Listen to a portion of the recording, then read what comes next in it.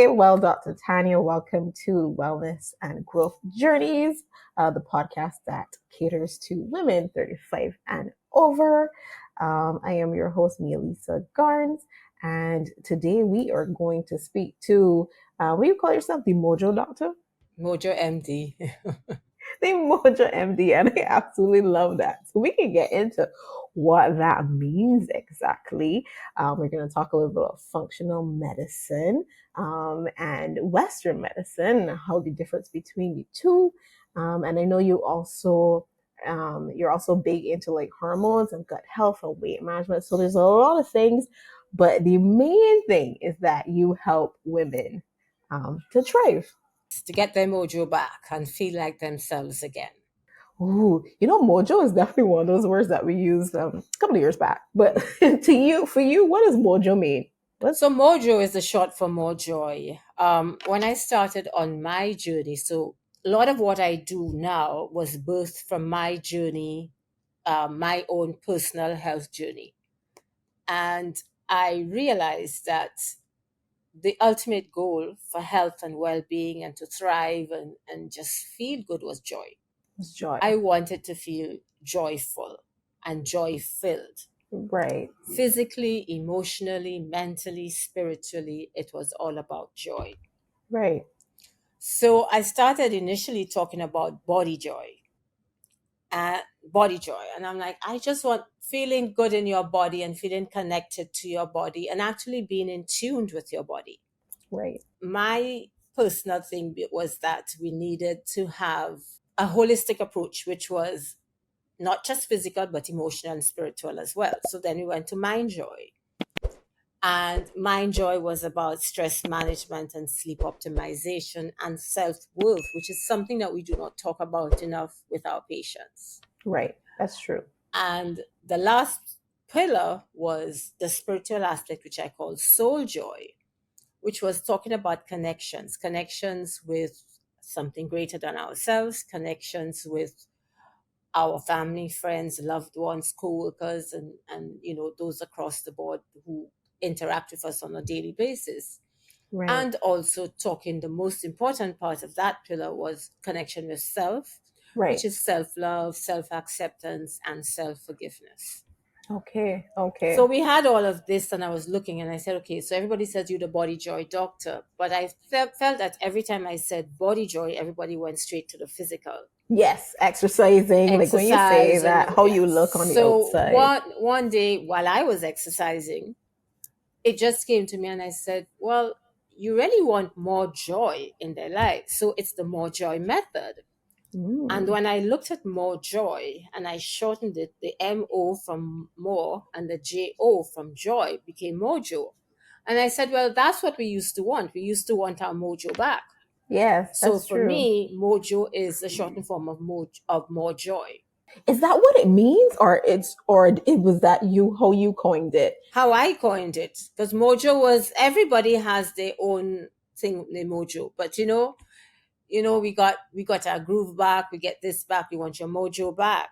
But for me, when I say your mojo, it's a shortened form of more joy in your life, in every aspect of your life. Well, thank you for that explanation. And I know holistic now is the buzzword, but it's really important to kind of look at all the aspects of us and not just one. Because when we had our discussion initially, I believe we were talking about how when you go to the doctor, it's just like the medication to fix like the body problem, but then like there are these other aspects of your life that could be causing pain or distress on the And body. that's why I actually got into this, because my journey started out as a conventionally Western medicine trained doctor. And I did that for many years. But when I look back at, there was always a part of me that would ask a little more questions or look and say, this patient doesn't look right, and use a little bit of intuition. And in an attempt to try and help my patients more, I did a course in health coaching with IIN. And I was first introduced to this integrative, totally integrative approach, which combines Western medicine with functional medicine with complementary therapies. And it just blew my mind. And the first patient whose life was changed was mine.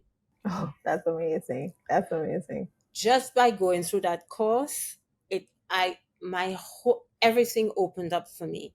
It was like, this is what I've been trying to say to my patients. I didn't know how transformative it would be for me as a woman, as a physician, as a wife and a mother. Everything changed. My whole outlook on not just health and well being, but on life changed. And I was then led on a journey even deeper when functional medicine found me at the other end of a stethoscope, which was my greatest blessing. Um, I had ended up in hospital, and looking up at my colleagues, I thought, oh, nobody's seen me. And I'm sick, and I'm trying to explain to them, and I'm trying to be doctor and patient at the same time, which you should Right. never try and do. Right. And then I looked up and I thought, they're not seeing me. And I don't know how it came to be. And I thought, but nobody trained us to see the patient. Mm. They were all doing it by the book, how we'd all been trained. Right. It was Right. what I did in my practice as well. This is what, if I had been on the other end of the stethoscope, this is what I would have been doing too, Yeah. Yeah. trying to find what symptoms and signs fitted a disease process, and then get the latest pharmaceutical drug to treat the patient's disease. Right.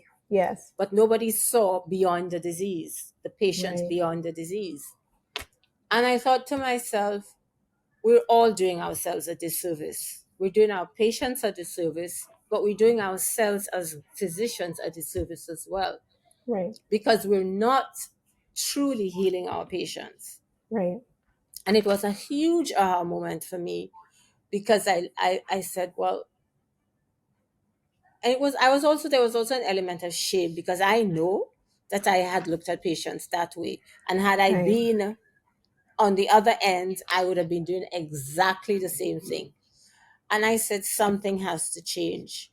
Because being on that other side of the stethoscope and seeing that, I realized, I wonder how many patients in my practice have felt the way I'm feeling now, Right. Right. unseen and unheard. Now, they were the most fantastic physicians I had, right? Yes. So I'm not knocking Western medicine or the practice. What I am saying is that we need to start to look at how we deliver healthcare in a different way. And that is what I went in search of. And that's how I found functional medicine, which is what we call precision medicine or root cause medicine, where Mm-hmm. you're looking at each patient as an individual and finding out why this patient is now in front of you with this imbalance and this disease process.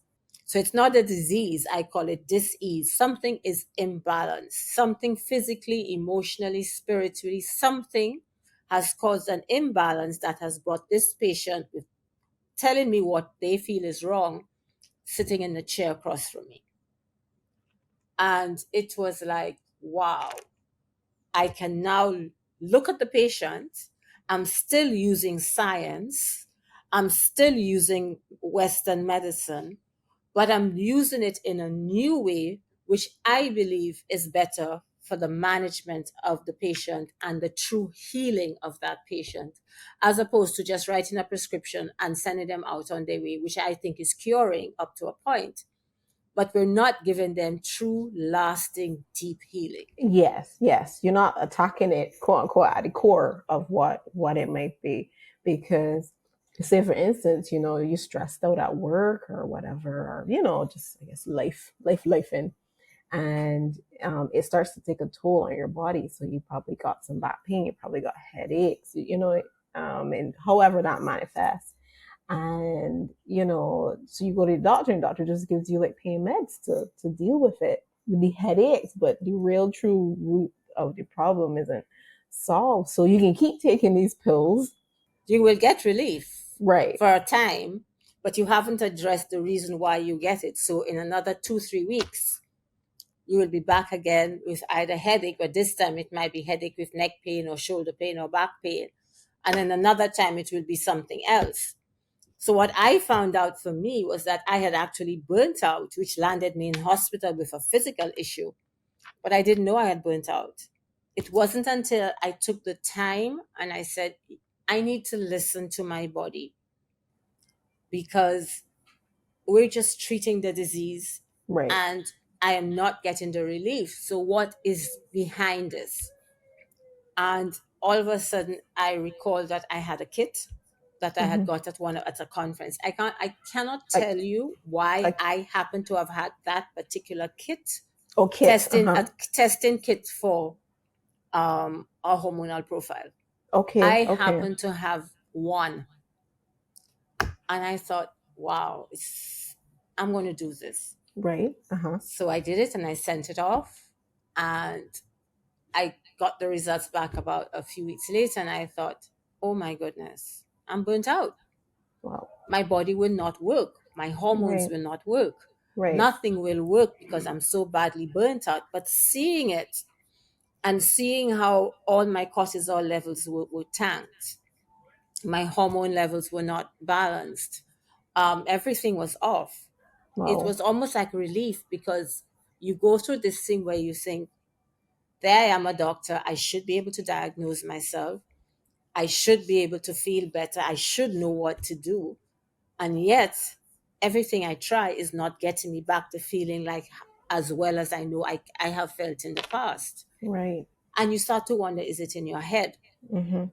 Is it, are you faking? Are you just, is it just stress? They can tell you it's just stress. Yeah.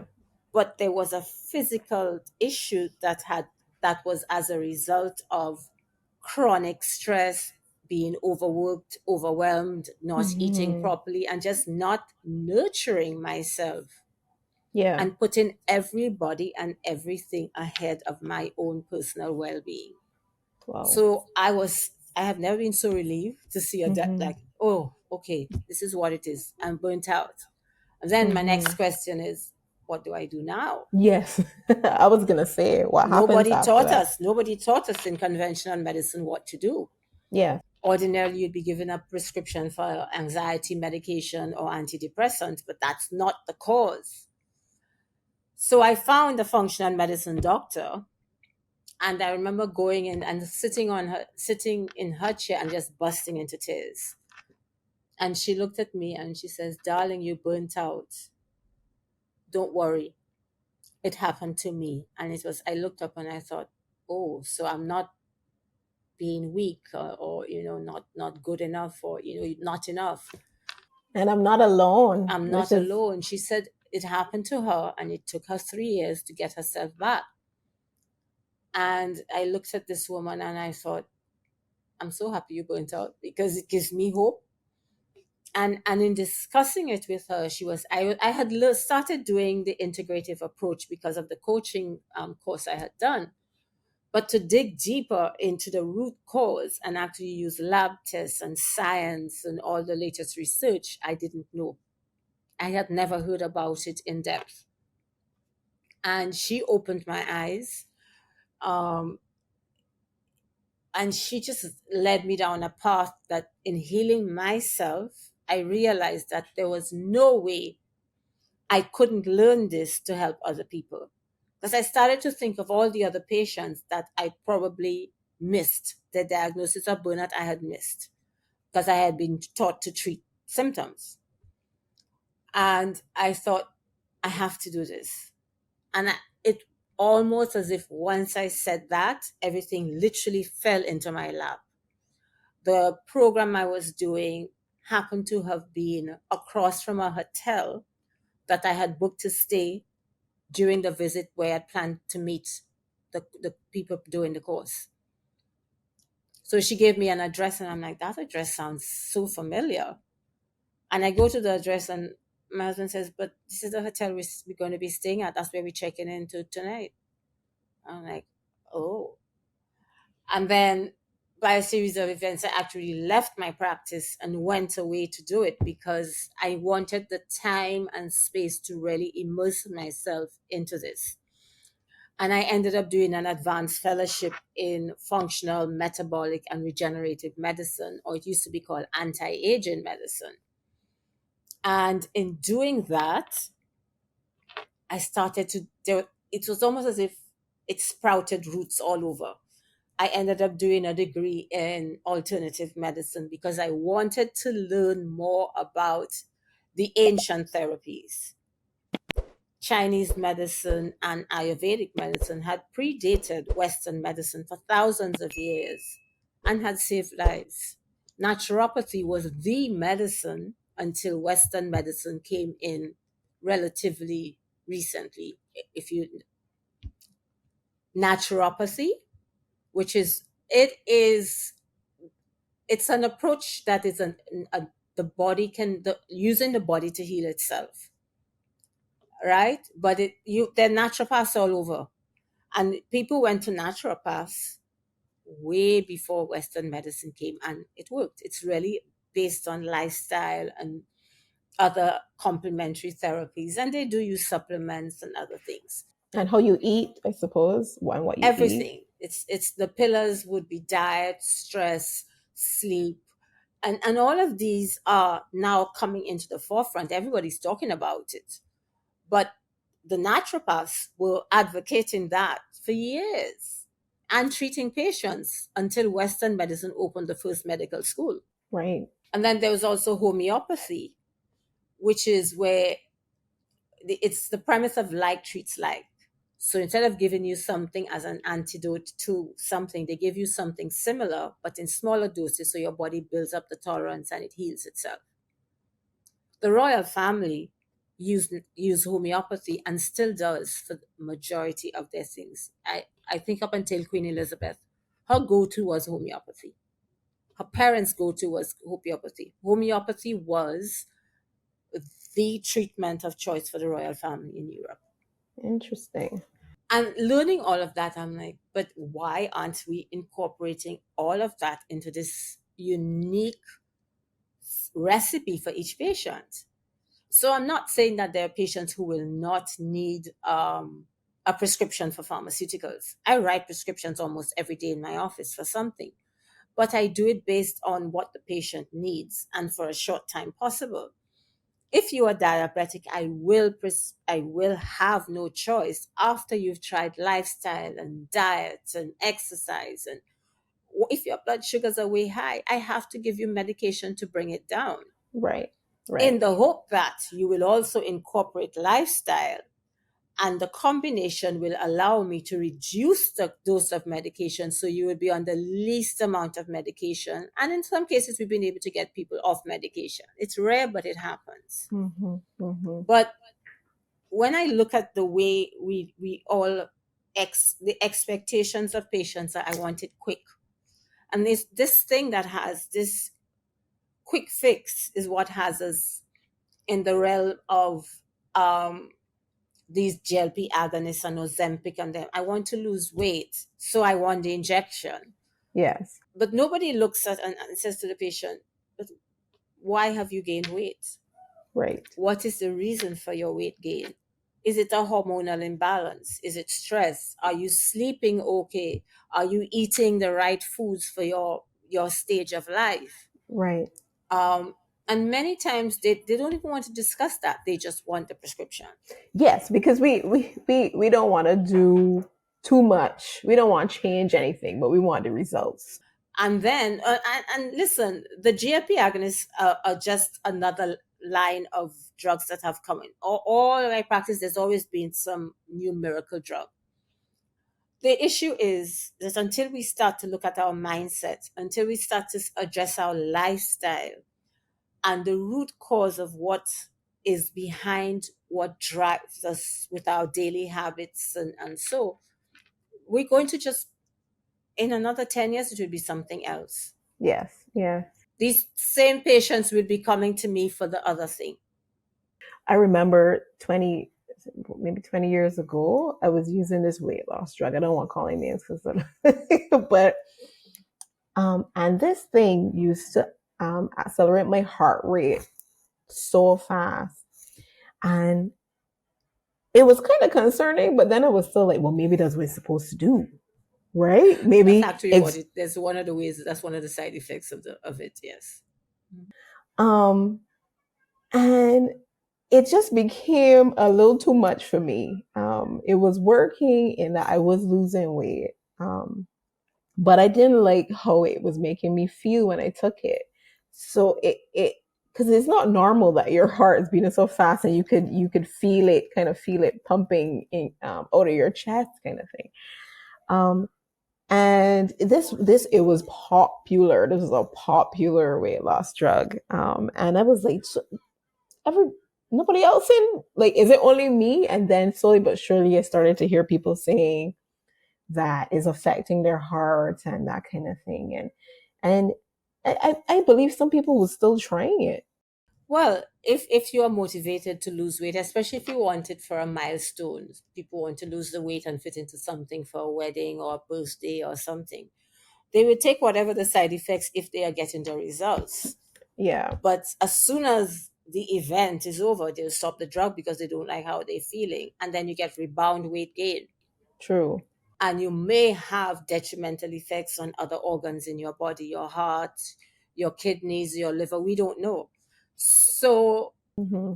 what I tell people is, I am not going to tell you what to do. I am just here as a conduit. I will give you the information. I will examine you in depth. I will have you do labs, and I will do an in depth analysis of the labs and find a pattern. It's like a puzzle. We're going to find out where your imbalance lies. And everybody has a particular pattern of imbalance. Once we find that and we can rebalance you, then things start to shift. It happened with me personally. People says, "Oh, what did you do? Did you do surgery?" I'm like, "No, I just changed. I learned about this. I started biohacking my body. I started listening to my body. I started doing the labs and looking at the labs in a new way, instead of just looking at the labs and saying, well, it's on it. People look at labs and say, there's nothing red, so I'm good. And I say, well, no, I need to look at it in depth, because if you're too close to the lower limit or upper limit, and there's a pattern of a few things like that, I can tell you that based on these numbers, in 2 years, you will be continue like this, you'll be diabetic, this will be red. But if we can reverse it, It's like preventative. it is truly preventative medicine, but it takes commitment on the part of the patient to make those lifestyle changes. It wasn't easy. It's not easy all the time for me. But I know that once I stray from my habits and my routine, I feel so drained. Literally, I feel lethargic when I eat all the junk food. During COVID, I was um, a Doritos queen. Something I don't normally eat, but let me tell you, Hmm. they were the best thing ever. And it was always at 11 o'clock, because we were PM. off. Yeah, we were off work, so we would start watching. We were part of the Netflix crew, Yes, yes, yes. and Netflix, once yeah, blew up Netflix during blew up, COVID. so we Yeah, would, you snack.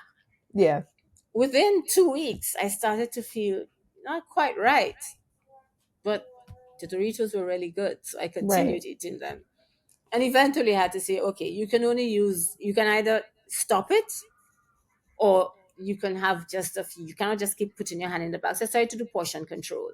right, So I would do it, and afterward I thought, okay, maybe I don't really like it after all. Maybe what I really wanted was just the crunch and the salt. right, right.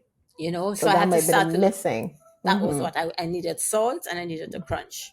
Right. So I had to find healthy alternatives like popcorn and fresh pop, not the bag pop, the original popcorn where you pop it in the pot. You pot yourself, Yeah, yeah, so yourself. you could So I had to do control. that. Right. Things like that, because I realized, oh, you just want salt and crunch. Yeah. But let me tell you, those And weeks of cheese. Doritos were Right. really tasted really good, and I enjoyed every minute of every bite of Doritos. I can't tell a Yeah. lie. But But it's then not you sustainable. felt, But then yeah. I felt the change in my body. Yes. Yes. Now sometimes I don't feel like exercising, and I don't for a week, and then by the end of that week I'm like, nah, I'll get up and all of a sudden my body will say, I need you to move. Right. I Right. need you to move. I don't care Right. what you do, I need you to move. Right. Or it sometimes I will be craving a vegetable particular, and I'm like, oh, I must be low in some mineral because my body's literally craving this. So I have learned to listen to my body, Right. and I urge anybody out there who's listening to just get quiet when you feel something's not right with your body. Just get quiet and ask, what do you need? Right. Just ask your body, what do you need? Sometimes you think it's a snack, but Right. actually you're thirsty. And if you have Yes. a Yes. glass I've of heard that. water, Hmm. and I tell people, especially now in the Caribbean, it's really hot in summer.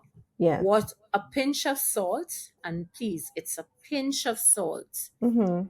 in your water first thing in the morning is the best thing you can do for your body and your adrenal glands, especially if you're going to be out there working. It Okay. rehydrates you better than just Yes. the water alone, because your body, when you sweat, you lose water as well as electrolytes. Right. So you are replenishing the electrolytes and the water in the morning. So I do By that. adding the salt. Just a pinch of Yeah. salt, pink salt, or you can get electrolytes. I carry a bag of electrolytes, and I make sure that once a day, usually in the middle of the day, I'm going to put it in a bottle of cold water and drink it. And it's so refreshing. And I've realized that my body is needing this because I'm outdoors, I'm in, and even if you're in AC, it's drying you out. Yes. If it You does are try you getting out. dehydrated. Yeah. I never go on a flight without that. Right. So I have learned over time to start to the cues that my body sends. Sometimes I don't want to hear and I will ignore it, and then it will shout louder, at which point it gives me no choice and I have to do what I have to do. It's true. It But does do sometimes, that. like, I don't want to exercise. I really don't. And the body will say, but I need you to move. I'm like, I swear I don't want to move. And it will say, but I need you to move. And after a while, after this battle, I'm like, you know that you're going to be at me until I get movement. So I'm going to give you 15 minutes. And Right. inevitably, 15 goes to 30. Because once you start, you feel better. And like, okay, I'll just do another 15. It's So, true. It's true. you Once you know, get going, once you get going, you will start. But it's become, for me, a lifestyle. right. So it has to be something that you kind of practice, so Yes. that you ingrain it into You your start to life. practice. Like, I've fallen off on my morning practice recently. And I'm still trying to tune in and say, why? Why don't you want to meditate on the morning? Why don't you Right. get up? Why aren't you getting up? And I realized, listen, I'm watching TV late at Right. night. So the blue light is preventing the release of melatonin. So my body's falling asleep later, Right. which means that I can't get up early enough to do the morning practice. So I'm very aware of what it is. And your phone does that as well, right? Yes. So you're scrolling and you're doing things, and sometimes it's just mindless scrolling. And you're hearing the jokes and you're laughing at certain things, or I'm watching the news, and I'm like, you know what? You really need to start to shut down by it. And my phone and my watch send me this message at 9:15. Stop. Bedtime is in half an hour. Start getting ready. I look at it and I just say, just leave me alone. But it is telling me Yeah. this is Stop the telling me how to live time, my life. start to shut down, turn off the TV or put the timer on and stuff like that. And it beeps, it gets this beep. I'm like, there's my bedtime cue. And when I pay attention to it and I do that, I feel so much better. I get up early enough naturally to do my morning practice, to be able to exercise. And now I'm like, okay, are you that tired? And maybe your body just needs the extra rest. So I'm giving myself grace. Yes, I I think that's find I've important. given myself grace, and I said, you know what? Give yourself a few more, maybe another week of, you know, just doing that, because it's not sustainable, and lack of proper restorative sleep will affect my heart, my brain, my muscles, my hormones, so many things. So I am banking health for the future. And I tell people from your 20s, you need to start to bank health. Right. I was going to ask you because are you saying then that the body changes as you age, right? And then do you have to do more? Because I do feel like when I was younger, You could get away with certain could get away things. with certain things. And because you were young, you look good and you could lose weight easily and all that kind of stuff. We don't really pay much attention to anything healthy really until it was time to lose the weight. And then once if you lose weight for the event, then you go back doing whatever. But then as you get older, I find it's more difficult now to get the weight off and perhaps even keep the weight off. Well, it is as you do. The issue is as you get older, you lose muscle. And it is said you lose about, I think it's about 1% after the age of 30. You could lose 1% of your muscle each year. So you lose from 30, you start to lose muscle. So what I tell people from their 20s, bank your muscle. So start to do weight lifting and weight bearing exercises, and use your body as weight as well, so that you will have enough muscle to keep you going. Now, that doesn't mean that you work out hard in your 20s and 30s, 40s, 50s, 60s, you stop. Hopefully, that if it becomes a habit for you in your 20s, you will carry on in your 30s, your 40s, 50s, 60s, and beyond. And you have that foundation You there have the already. foundation. You've been exercising. You know what to do. You know what exercises work for you. But as you get older, maybe the type of exercises. So in my 40s, I would run. And I told somebody one day, I would do 3 5K runs a week. No problem. Up until COVID, I was, because I was stressed out and there was nothing, I would just head out, do a 5K around and come back. And because of the endorphins, I felt good. So almost every day I wanted to go out. And I thought, no, you can't be running too much. But I literally wanted, well, you don't want to overwork your body. I mean, you can, but I was 40 something or 50 something by then. So it was like, you need to kind of chill out a little on the running. And then my back would hurt but I felt so good. Just after the run, I would get back and I was like, yeah. And I would run with music. And it was just me, the road, the wind, the music, and no thoughts of COVID or what was happening. It was just freedom. But then, I said the back started. And then I would come home and say, oh, maybe I was too long a run or too hard a run. So I say, okay, I started to walk. And then I walk, run, and I do other things. But I've had to just change how I exercise to suit the stage I'm at. But I'm still exercising. So instead of running 3 times a week, I do a walk run. And then you integrate weights in there at some point. Three times minimum a week weight training. And I tell women, please lift heavy. Lift 10, 12, 15, 20 pound weights. Lift heavy. We can do it. But I think the misconception might be that when we lift heavy weights, we get a lot bulky and not feminine and Well, we can't unless you are a woman training for a bodybuilding competition or training to become a bodybuilder. You cannot look like that. Our bodies are not designed like men's bodies to build muscle that way. You will be toned, yes. but you will not look muscular and this kind. I know. Yes, Right. You but that is can't. the misconception, right? That's the It's like, oh, I don't want to misconception. lift weights because I don't want my body to look less But you feminine. also want your body to have muscle, because when you have enough muscle and fat cannot play a game with each other. So the more muscle you have, hopefully the less fat you have, and you want less fat. So you want to build a muscle. The muscle is what is like, somebody calls it your spanks for your skeleton. It actually supports your skeleton. And as you get older, you could lose bone mass. We are losing bone mass. So this spanks is kind of holding the bones together. Right. Muscle also burns calories, more calories than fat. And cardio. Right. Than even cardio. So you want at rest. If you have muscle, you're constantly burning. Your metabolic rate is higher the more muscle you have. So there is a push now for perimenopausal and menopausal women to lift more and lift heavy. You will not get muscular, but you will be fit and toned. Hopefully, you will lose some of the fat, because that's where the belly fat is deposited, and everybody's talking about my belly is getting bigger. Yeah. Cortisol and stress will deposit fat around the midsection. If Right. you're lifting weights and you're eating properly, and when I mean eating properly means prioritizing your protein intake.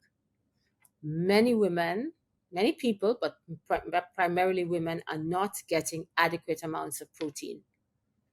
So Mm. I know I was one of those. So I would be working out and not seeing any change in my body. Right. I'm But you like, have to have that protein, you or have to have protein. The protein nothing will is what's happen. feeding the muscle fibers. Right. Right. That makes So if sense. you're not eating enough protein, it's like it's there, but it's like you ain't feeding me, so why am I can't grow?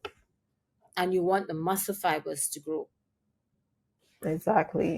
So you want Exactly. to feed it properly, and the way to feed Yeah. muscle is with protein. And not Right. excessive amounts, but about, I tell people, about zero point 0.7 to zero point 0.8 grams of protein per pound, not per kilogram, per pound. Prior to that, years ago, we were saying zero point 0.7 to zero point 0.8 grams of protein per kilogram. But now we've doubled it to put it per pound. So now you actually need more protein. So we And you need to have to eat be more meat. well, Or chicken sources of breast. protein, Right. healthy Right. sources of protein, and prepare it well. Now, for me to do that, I have realized that because of how I work, I can't sit and eat um, a 3 egg omelette with vegetables or with chicken. Like, I will tell people, you want to Too heavy. start your day. No, I just don't have the time. Okay. Time. I'm going to work and I have to sit and eat. I'm Right. like, okay, I'm watching the clock and I was trying to, and it wasn't pleasant. So And then if you I, want if, your if food I to went to bed digest, and earlier, yes. right? But if I went to bed earlier and woke up and did everything, I'd have time to eat things. The other thing that I think women need to look at is time restricted feeding or intermittent fasting, where you do between 12 to 14 hours of fasting overnight. Overnight. Women Okay. sh- women who do it longer are actually some women are actually putting their bodies under more stress. For if you do it longer than If you 12 do to it longer than 14. the 12 to 14, you So could if put you your body stop, under stress.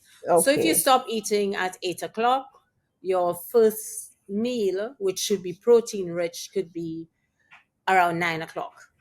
That's Okay. doable. That's Yes, that's entirely doable. doable. Yeah, that's Because doable. you're sleeping, you're getting ready for work and stuff. You can have a water, you could have coffee without sugars or tea without sugar. And Right. then you sit and you eat a protein rich meal, an omelette with, you have chicken from dinner, chop it up, put it in the omelette with vegetables, and you have a loaded omelette. Smoothies. So for me, a smoothie is a lifesaver. It I can definitely is. I can drink it. I can prep them in advance. I can get it on my way to work. I can start drinking it. I can drink it in between patients, because and there's no smell of food in the office per se. So up for me, the smoothie is how I get a substantial amount of my protein, and I track. I know in each smoothie how many grams of protein I have. Right. Okay. So So and then I, you need I've like a protein powder to you help. need yeah you need a protein powder within it, so you could do different nuts and hemp seeds and um collagen, and you could find ways of adding protein. So I add quite a lot of things to mine, so that Right. I have a loaded protein smoothie to ensure that I get the grams that I need by a certain time. Right. So I've hit my quota by 3 o'clock in the afternoon. I've hit that, and I say, okay, my next meal, make sure that I have, you know, whatever it is I'm having for dinner, where it's fish or chicken, that I have a substantial amount, because I know how, approximately how many grams, and you track it.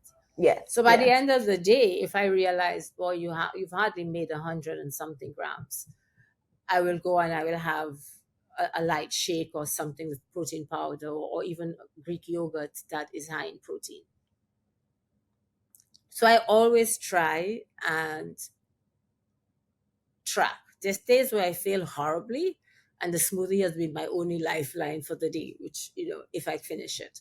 But most days where I try to go through what I have had for the day and say, okay, you kind of, okay, you're making it, you're close Right. enough. Right. Right. And then the next, you give yourself grace. You can't do it. I can't tell you that I will do it every day, but most days it will get done. And that's exactly what I think we all need to do. 80% of the time we try to do these things. The other 20%, it's a free for all, it's lifing, it's giving ourselves the grace to say, today it's cheesecake, today it's Doritos, today I just need that milkshake or something, you do it. I do like that philosophy because I have spoken to people who are very strict about, what they eat and don't give any room whatsoever for you to have something that you like. Well, like a I want to say fast food or a cheap meal, but something that you've had and you enjoy and that you like. Like they're so strict. Listen, there's no way I would come to Barbados and not have a chefette drumstick. There's no way. Not the roti, the drumstick. It used to be the roti, but roti has become a little spicy for the gut is not as. I was just gonna say, I found recently, in most recent times, I want to say maybe this year alone, when it comes to anything rotis or anything with a sauce with a kick, I guess heartburn might be the best way for Yeah, me to I explain feel it it. now. My yeah, it's a gut health. It's our gut health. So stress, Mm-hmm. toxins, food additives, if we've been on antibiotics, all these things will affect our gut health. And remember, once you open your mouth, your gut is open to all these external toxins. Interesting. You put Mm-hmm. Once you open your mouth, the gut is open to all of that. And that's the majority of the gut is only one cell thick. It's just one cell layer. So if it is damaged, anything you eat is just absorbed, and the body says, "What's going on here? I don't recognize this. I'm not supposed to be getting this," because right under the one cell is our immune system. Right. 70 to 80% of our immune system is in the gut to protect us because it is so important. So you have what we call leaky gut, where the cells are broken down and they're supposed to be like this and they kind of apart now. And then everything is being absorbed. And once it goes past that, the immune system says, no, I need to protect you. I need to do the work. So it starts to act up and you get a hyperimmune state. Right. And it is probably what they're saying now. This is the basis for even some autoimmune disorders that we've seen a resurgence on, where it's all related to what's happening in our gut. So the importance of gut health cannot be stressed enough. Maintaining our microbiome, maintaining the gut bacteria, a good balance between good and bad bacteria with more good and different types. Making sure that there are certain foods that, if, for instance, for you, it might not necessarily be the roti, it might be the wrap, the gluten in the roti shell, Already curry. I or feel it might be. it might Yeah. be you just don't know. So each person is different. Um, it might be that you're very stressed, and all of a sudden the gut says, "Listen, these when you're stressed, you produce these stress hormones, which then set up for inflammation and the inflammatory cytokines." And the body just says, "Listen, I need a break, and I'm going to shut down a little bit. I'm going to protect you, um, and I don't want you to have certain things." So every time you eat it, it says, "I told you I didn't want it. You're not listening." And then Yes. you get the bloating and Uh, and the burping and the heartburn. And yes. then you say, well, maybe something was wrong with that particular food. Yeah, let me get it, but something from someplace Let me else. say, you go someplace else, and then you get the reaction, and you say, "Oh, well, maybe it was just today," because we Yeah, don't want to yeah, accept the fact that the foods we love sometimes are the foods that are damaging the gut. And it's not yes, forever. Once you yes, rebuild your gut, you remove the offending things, you replace the gut bacteria, and you restore the layer, the right, mucosa layer of the gut, then sometimes you could go back and have your roti and you may not right, feel anything. right, You know, you right. may have to take like a digestive enzyme to help you To digest it. help, yeah. You don't know, but it's trial and error, Mm-hmm. and it is truly listening to your body and saying, um, this didn't work last time, and then I had this reaction to this time, and you kind of track things, Right, and that's how you learn what your body wants and what your body right, doesn't want, and it changes, huh? right, It can right, change with each year. It certainly changes with each decade as you get older. So right. things that you could eat with abandon in your 20s, come 40s, it's saying, not really, it's not really my thing right now. Can Yes, you can yes, we up level a little and have a little more organic something, or right. can you give me a salad instead of a sandwich? If I was to tell my younger self that we actually enjoy Greek salads, I'd be like, "What? You like salad? Those are the things you push off your plate when you're You young." feel so good when you nourish your body with all these nutrients and vitamins, and your cells are taking it in and saying, thank you, thank you, thank you. And I think your gut kind of, because I have this saying with my husband, you're like, we feel like eating. It's like, my stomach ain't telling me anything particular, right? You do have that kind of like, you know what, I will go for, and your stomach would tell you about, the things that you would go for, and it would tell you the things that you wouldn't go for. That's tuning into what it needs. Yes, because you probably would have gone for, like you say, maybe some fried chicken or whatever, but like your stomach is telling you, you really want that grease. You really want. Remember the last time? I know I'm so happy I don't live in Barbados anymore, because let me tell you, whenever my daughter is traveling, I stop on the airport, go early, get that snack box, tell them put two drumsticks in, and at the airport I'm literally waiting, and I'm like, please come out, please come out, please come out, please tell me you got please tell me you got it. The last time she forgot, she went late, and I'm like, so you mean there's no chauffeur, like there's no drumstick?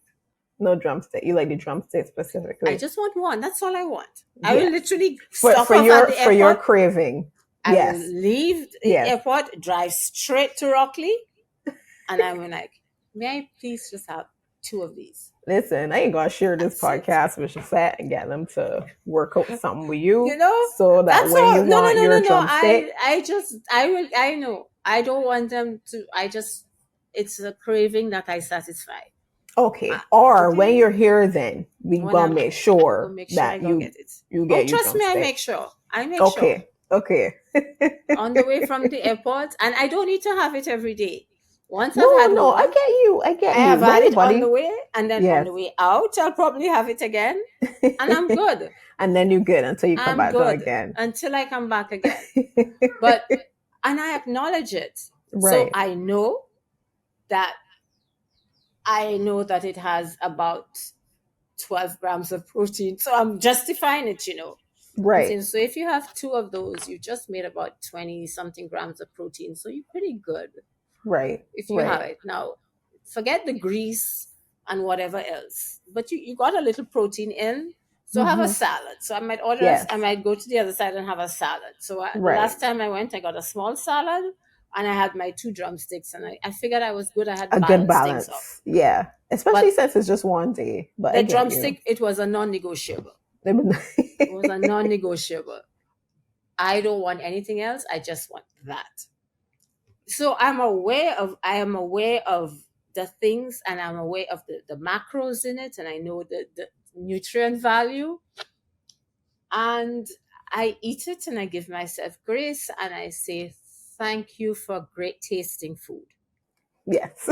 Okay, so we've spoken about food, right? Spoken about body. Now let's talk a little bit about the mind, like getting your mojo back when it comes to the mental aspect. Because okay, we got the we can sleep, we gotta get our sleep in, we got segment. Yes, we gotta segment our day in a way where we try to get the food in, the nutrients in that we need, and time to get moving at least. Then where does the mental side come in? Where does the mind come in during your day? Boy, the mind can go anywhere during any particular day if I'm going on a personal experience. But it is being mindful of where my mind is going. So, for instance, yesterday I had one of those days where every time I tried to do something, I was just being torn. And at one point, I remember just standing up and taking a deep breath and say, okay, today is one of those days. You are going to be stressed. Right. Just try and take deep breaths as soon as, like in between patients, you take a deep breath and you just settle. What I also did was that I carry a lavender based essential oil, and I was sniffing it, like, okay, just whatever little pocket of joy you can get, you got. So I have a signature scent for the clinic. I lit my candle. The other thing was I have the lavender scent. I use a red light therapy mat. So I made sure at the end of the day when I got home, I went on my mat. I was aware during my day that I would have, by 6 o'clock, I would have been wiped out. Very aware of that. So I made sure that drank enough, as much water as I could to make sure that my cells were hydrated. Made sure that I completed my smoothie, so I had my nutrients. Um, I acknowledged that there were times when I was on the verge of frustration and tears because it was like too much. Um, and I just said, okay, maybe when you get home, you'll have a good cry if you still feel like that, but this is not the time. You need to do the work you need to do. Let's get on with it. But I was honest with myself and I was mindful of each moment of what I could do to mitigate the effects of stress. So I wear this ring, the Aura ring, Mm-hmm. and it's linked to my Apple Watch. So now I feel like I'm talking like I'm a robot, right? Like I have all these gadgets. Listen, no, I But love technology. They can so, be but very helpful. it was telling me Yes. that I was stressed. It told me, Okay. it says like your body's under the stress, whatever. And I'm like, well, okay, I know I'm under stress. Um, I looked at it and I'm like, okay, yeah, I know I'm under stress. You just tell me what I know. We'll reverse that at the end of the day, where I Right. can either do sauna therapy or red light therapy or something like that, where I kind of balance the impact that the stress has had on my body. Because stress is highly inflammatory. It affects your Mm-hmm. brain, your heart, your joints, everything. Right. So, as much as I cannot always control the type of day I will have, what I Yes. can do is at the end of the day, I journal. Sometimes when it's bad, I do color. I have a coloring book and I color mandalas, which takes Mm-hmm. your brain in and use a different side of your brain. Um, if I'm ready, depending on what, my body may say, I want exercise. I may go on the treadmill and do something. Right. Or it might tell me, listen, all you need is to just go watch Netflix right now.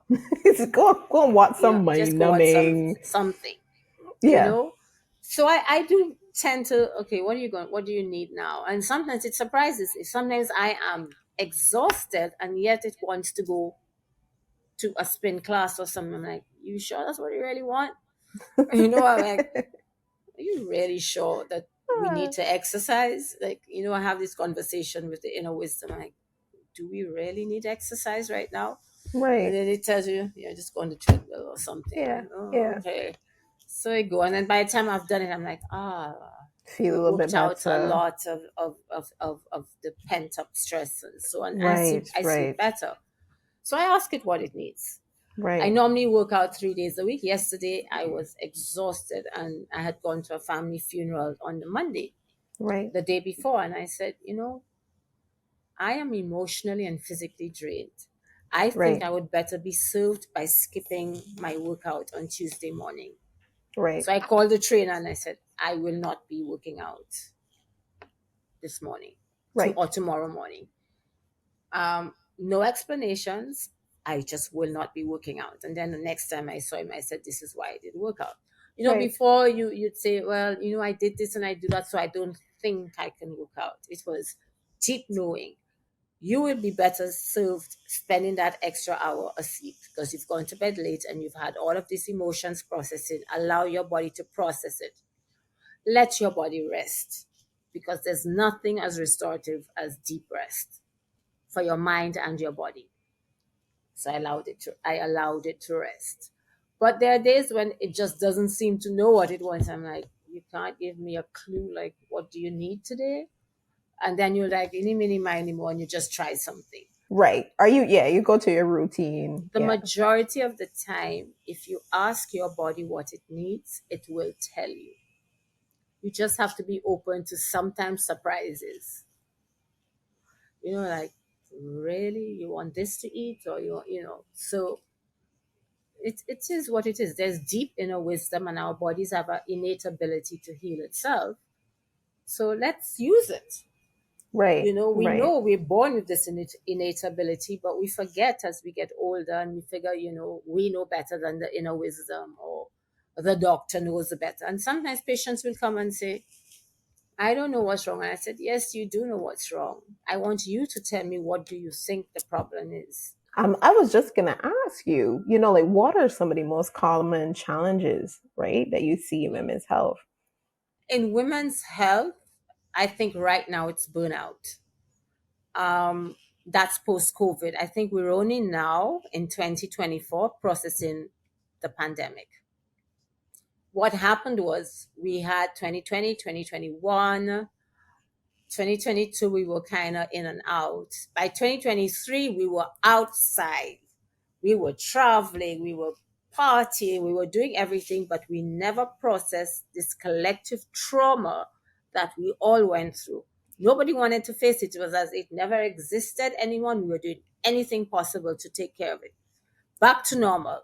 We didn't want to think of the years gone by. And now the body and the mind starting to say, in 20 this year I've seen so much burnout, and I realized that it's only because the body is processing the trauma, and it's coming out physically and emotionally in so many people. There are women in their 20s who are experiencing symptoms of perimenopause, which I never saw before, but it's directly related to the severe stress. And stress affects how the whole hormonal cascade works in our body. So when we start to explain to them, this is what your body is, this is what has happened, these are what your labs are showing, this is the pattern, this is not in your head, other people have gone through it, I have gone through it, and I can hold your hand through this, what you call tunnel, of dark tunnel into the light. Because people need support, they need to be educated as to what's happening to their body. They need to be empowered and given permission to heal themselves. And they need to be encouraged and inspired and held as they are healed. And this is what education, empowerment, encouragement, the three things that we have to do to walk these patients through this. And it's a powerful tool for sure, because you might not know exactly how you're feeling, or what you're feeling this way, but then when you get to hear, because I did not know about perimenopause. I just knew about menopause, full stop, because it's something that you heard about when you were younger and that kind of thing. Yes, very negative. And like, it just happened to older women. And during our time, it's be the crabbiest time. Stay away from them, because they've transformed into this beast, um, until it's like finished, right? So education, like you say, and gives that empowerment then for us to act and to do something about it. But what initiatives, what educational initiatives do you undertake to raise awareness about women's health issues? I think we need to be authentic and talk openly about our experiences as women with each other. So when I first came out and I started talk about my experience with burnout, I had so many people reach out and said, "Oh, I'm so happy you said that. I didn't realize I was burnt out." Or I knew that, but I didn't want to acknowledge it because I didn't want people to think something was wrong with me. And I said, "Well, I burnt out 3 times or 4 times." So I have come out and I've spoken openly about it because I want to remove the stigma attached and to try and change how we live our lives so that we don't get to burning out over and over. It took me a few times to learn the lessons, right? Right, I'm not saying I won't burn out ever again. What I am saying is that I'm more in tune with my body now. So as soon as I start to see the signs and I start to feel that a particular way, I'm like, okay, you need to pull back. You need to just take the change, make practice what you preach in a really deeper way and practice exquisite self-care so that you don't go down, that you can, you kind of stop the downhill process. So we need to be authentic and open with each other. We need to educate ourselves in the proper way. And it's not always on TikTok or on social media that you will get the correct information because what works for one person on TikTok may not work for you. yes. So our patients come in, "Oh, I saw this supplement on TikTok, so I started it." And I said, "And what have you experienced?" "Well, I don't feel any better." I'm like, "Well, we haven't tested you to see what your imbalance is. So what worked for this person on TikTok may not necessarily work for you." And you can't believe everything on the internet. That's the truth, because there are influencers and micro influencers, people that are paid to advertise certain things. So it is best that you check with a trained medical professional about things that you put in If your there's body. anything bothering you, anything you're not sure about, before you go to Dr. TikTok, please see Dr. TikTok. Dr. I told them at time you've gone to Dr. TikTok or Dr. Instagram. And I'm not knocking it because they are sources of valuable information. You just have to sift through them and see what works for you. Yes, yes, So, what works for the other person may not be what is working for you because we need to find out what your imbalance is. yes, yes, And I may still tell you to take that, but now we're now acting from a space of proper knowledge. We have analyzed your labs, we've examined you, we know it, we know where you're at. But if you don't know where you're at, then we can't continue. yes. Agreed. We don't know where to Agreed. go. Agreed. So we must have a starting point. It must be science based, and we must also not knock the power of intuition. So many times the patient will say, I feel something is off. I just don't feel right. Right, right. Even if the labs look normal, I will look further. Because the patient has been living in their bodies. The patient knows their body. So if you tell me you're not feeling or something isn't right, I am certainly going to go look. Yes, yes. And I think it's important to take note of what you might think is something small or not important. Um, don't the ball movement, for crying out loud. Like, I think every single thing would tell, guess, on what's really happening with you. So it's really important to not kind of push aside anything that you think might be small that's happening with your body. No, and I think many times, especially when we put everybody and everything ahead of ourselves, and then when we have no choice because that sort of minor issue has become major, Right. then you come in and then they get upset with themselves and they are angry that they should have come earlier. And I said, give yourself grace. We have Right. found it. Or we found an answer and we can help. Right. And I think this is what we need as women. These connections with each other, but also Yes. connections with something higher than ourselves, which you tap in. Every day I tap into something greater than myself. Yes. And the most important thing is to tap into yourself, your self love and self acceptance. Meet yourself where you are. Look at Yes. yourself and say, every single thing that has happened has made you the person you are today, good or Yes. bad. Yes. Whatever happened in the past is in the past, but they were lessons sent from something or somewhere to make you this wonderful person listening to this podcast today. And then you take the changes, you make the changes that you need. But first, give yourself grace, give yourself forgiveness, give yourself love. Because we don't do that. We're so quick to forgive other people, and then we beat up on ourselves. We're so quick to tell others, I love this person and this is love, love, love. And then you look at yourself in the mirror and says, I hate how I look. I hate my belly. I hate my face. I hate this. I hate that. We don't love on ourselves enough. And that's one of the most powerful healing tools that I have seen. The power of meeting ourselves where we are, forgiving ourselves for what we should have done or didn't do or whatever it is, leaving that in the past and saying, okay, I am now ready to make the changes that I need to make to thrive, to find joy, to find fulfillment and contentment and confidence in my life and meet life on my terms. Because many of us are living life on other people's terms.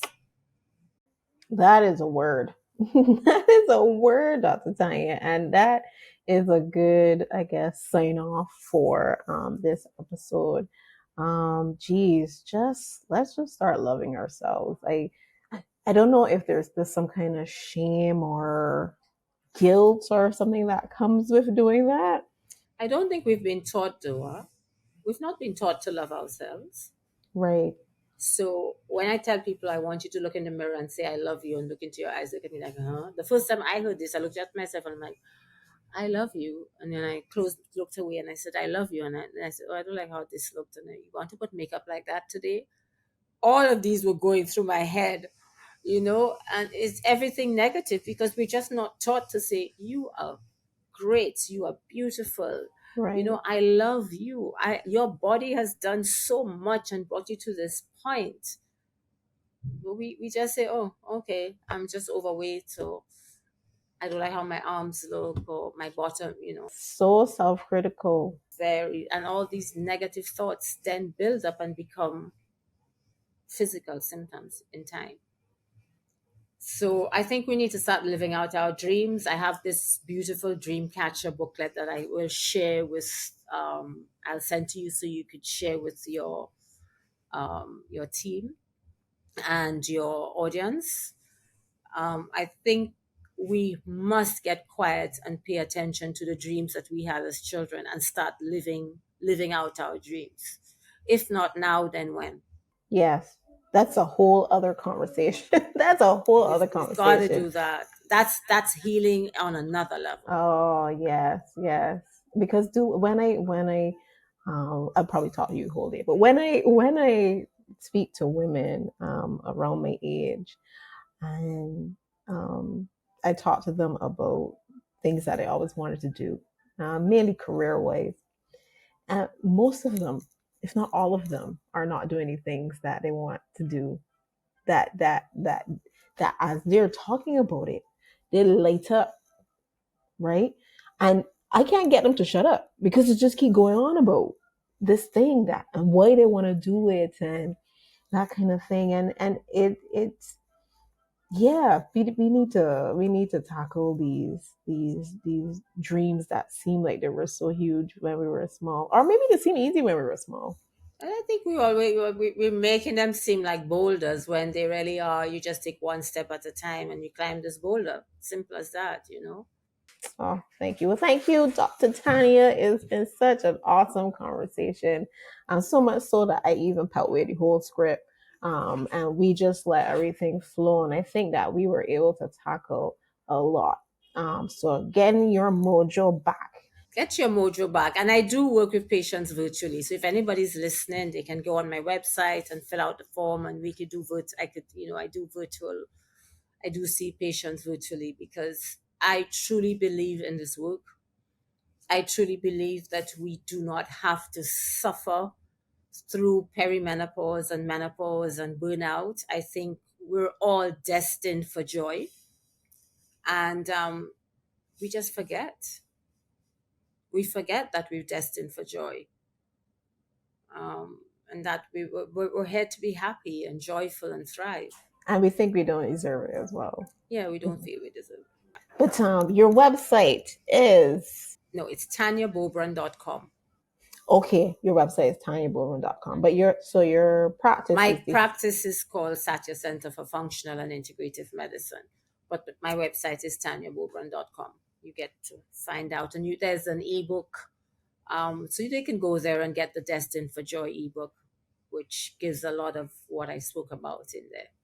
okay, great. So what I'll do, I'll put that information on the videos as well in the about information on YouTube. So if anyone is interested, they will know how to get in contact with you.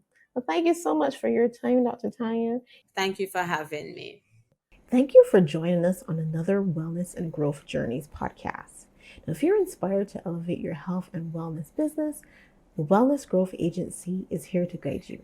We specialize in tailored digital marketing strategies to enhance your client engagement, grow your practice, and improve overall satisfaction. Let's unlock the potential of your business together. Visit us at wellnessgrowthagency.com to learn more. And don't forget to subscribe to our podcast for more insightful episodes. Until next time, keep thriving and remember, wellness is a journey. Growth is the destination.